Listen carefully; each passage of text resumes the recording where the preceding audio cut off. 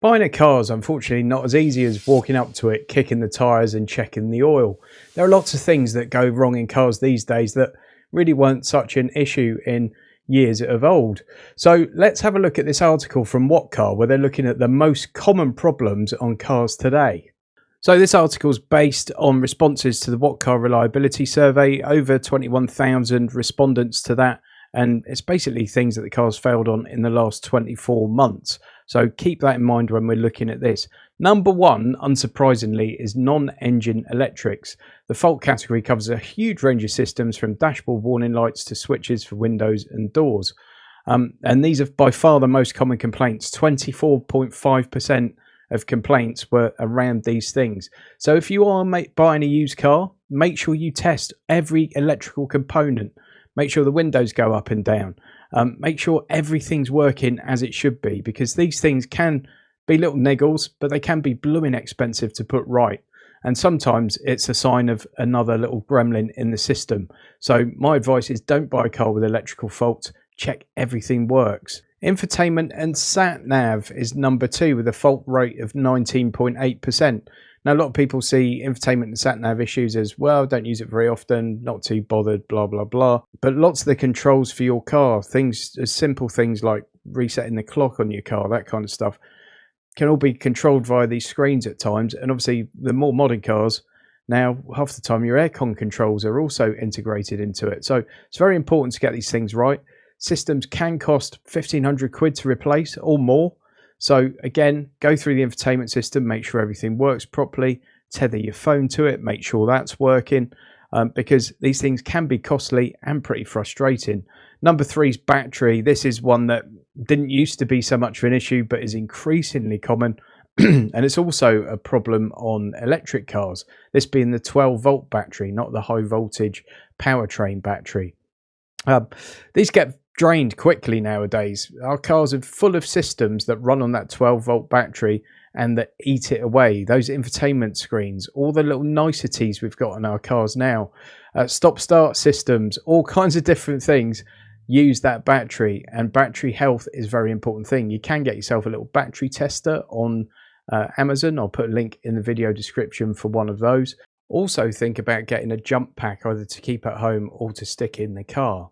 I've actually got this one here from Top Don. I'll put a link to it in the video description. It's complete overkill. This one you could start like a 9-litre engine with or something. It's about 150 quid.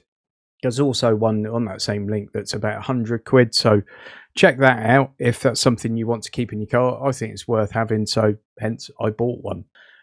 Particularly diesels suffer with battery. They seem to eat through batteries quicker than petrol cars. But on some cars, if your 12-volt battery goes, it means you can't open the car, you can't do a blooming thing, and you've got to get, the AA or an equivalent service out to try and help.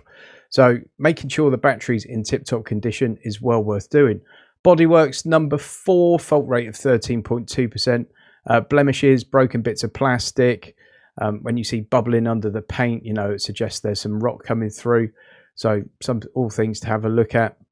Engine electrics, 12.9%. Modern engines are full of sensors because everything's sort of computer controlled these days. On some cars, those sensors go every 5 minutes. So make sure you've got no warning lights coming up on your dash. If you do get a fault, act very quickly. Interior trim, 8.2%. So if something's failed, snapped, if you've got rattles, all that kind of stuff, not things you want, are they, in a car? Aircon fault rate, 7.6%. So this is new cars where the aircon system's packed up. A common cause of that could be the gas has escaped from it. A lot of people don't run their aircon very often, and then when they go to use it, it doesn't work. And that's because most aircon systems are pressurized, and if they're not being used, the gas simply escapes and therefore your aircon doesn't work. But also you can get things like a stone comes up from the road and goes through the condenser.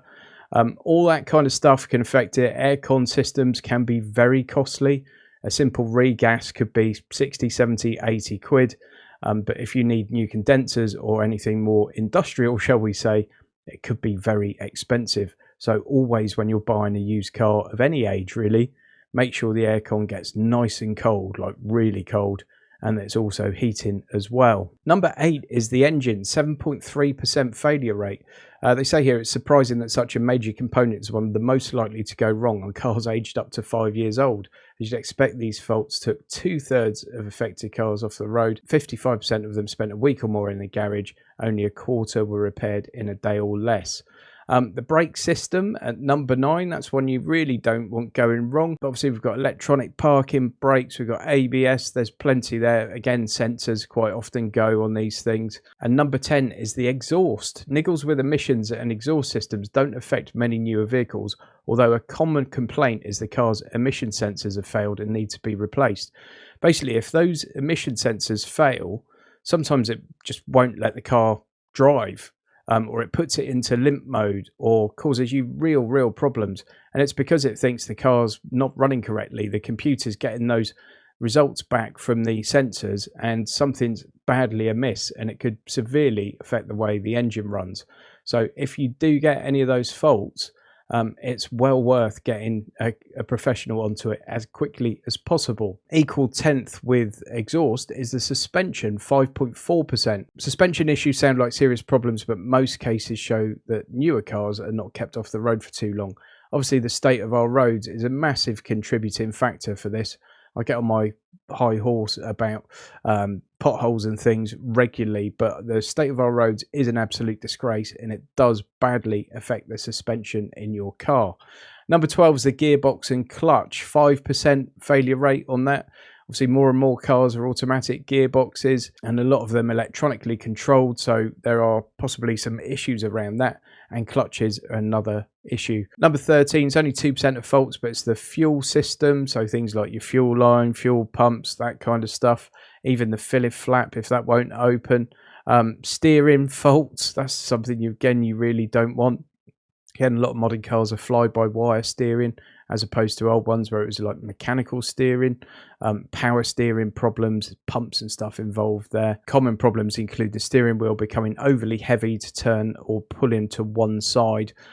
These can be caused by the power steering system failing, but also worn or incorrectly inflated tyres, misaligned wheels, or suspension issues, which again, a lot of those things will come from the state of our roads and potholes. I hope you found that interesting. That's on the What Car website. I'll put a link to this in the video description. Thanks for watching, folks. If you like this kind of content, please give the video a thumbs up. Please subscribe to the channel, and please follow me out somewhere else on social media. All the links are coming up at the end. Now go and check this video out. I think you're going to like it.